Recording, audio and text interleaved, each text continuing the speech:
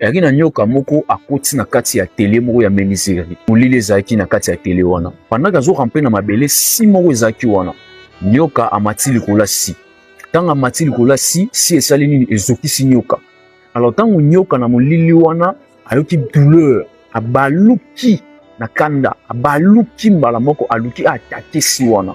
Na molili wana tango atake si esali nini ezokisi lisusu davantage. C'est-à-dire nyoka azoki sous makasi koleka. Alors nyoka ayo comprendre que na molili wana malgré tout au monde adversaire ti, mais à comprendre que eloko na leki likolo nango ezokisi ngai. Et na luki na attaquer yango ezokisi ngai sou koleka. C'est que ça vraiment adversaire ya makasi, eza adversaire ya taille. Alors awa fona bimisa énergie na ngasuka na sans finir na ye. Et nyoka sani alingisi na idée ya koboma ye. Qu'est-ce qui s'est passé? Si wana ekati nyoka et nyoka akufi. Nini tokozwa comme leçon na kati ya lisolo oyo. Tolobi le serpent est mort non parce que la scie était plus fort que lui, mais parce qu'il a refusé de maîtriser sa réaction. En réalité, ce qui nyoka akufi ezate po si elekaki na makasi. Mais ça parce que nyoka a koki maîtriser réaction na été. Et dans un peu 5 points très importants et sungo makasi na vie na. Premier point ezali, toutes les blessures ne demandent pas ta riposte.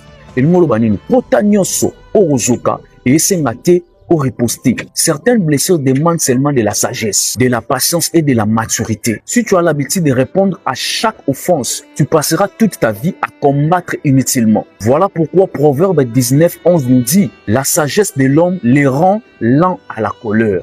Point numéro 2. La colère donne de mauvaises interprétations. Les serpents a interprété une simple coupure, une attaque volontaire. En réalité, si il y a pas ça, il y a une simple coupure, il y a une simple coupure, mais il y a interprété un attaque volontaire. Et réaction na yena si akanda wana yango memeli liwa. Voilà pourquoi Jacques chapitre 1 verset 19 nous dit que tout homme soit prompt à écouter, lent à parler et lent à se mettre en colère. Point numéro 3. On peut devenir son propre destructeur. Les serpents croyaient détruire la scie, mais c'est lui qui se détruisait lui-même.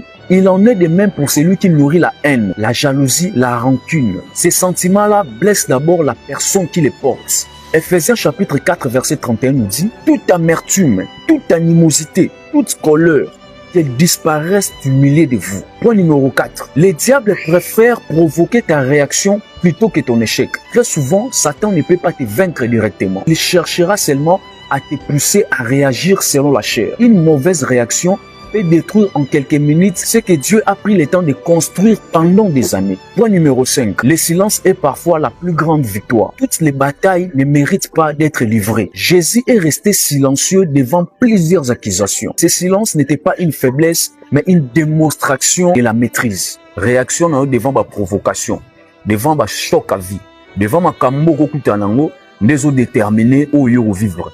Évite de réagir sous la colère. Évite de prendre des décisions sous la colère. Mon serpent, ce qui se détruire, c'est parce qu'il a réagi sous la colère, sous l'effet de la colère. Azoki une première fois.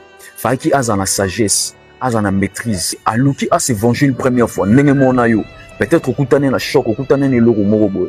Douleur wana, au lieu de se maîtriser, au lieu de se faire guérir nango. Alors yo komo luka, au sa makambo par rapport ya douleur wana o ikomelio. Nous mona o se détruire.